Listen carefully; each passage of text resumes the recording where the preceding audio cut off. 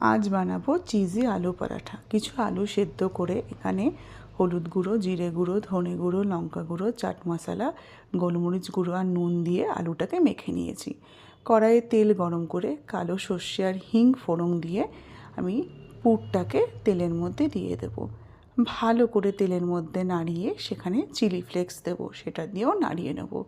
অন্যদিকে আমি ময়দাতে নুন, চিনি, সাদা তেল আর চিলি ফ্লেক্স দিয়ে জল দিয়ে সুন্দরভাবে মেখে নিয়ে কিছুক্ষণ রেস্টে রাখতে দিয়েছি।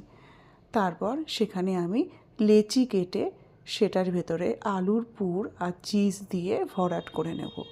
এরপর আমি যতগুলো লেচি কেটেছি সবগুলোই তৈরি করে নেব পুর ভরে। তারপর আমি সেটাকে ভালো করে বেলে নেব। অন্যদিকে বেলা হয়ে গেলে আমি প্যান গরম করে সেখানে বাটার দিয়ে সেই পরোটাগুলোকে সেঁকে নেব। আপনারা ঘি বা সাদা তেলও ইউজ করতে পারেন। তারপর আমি এখানে বেগুন ভাজার সঙ্গে পরিবেশন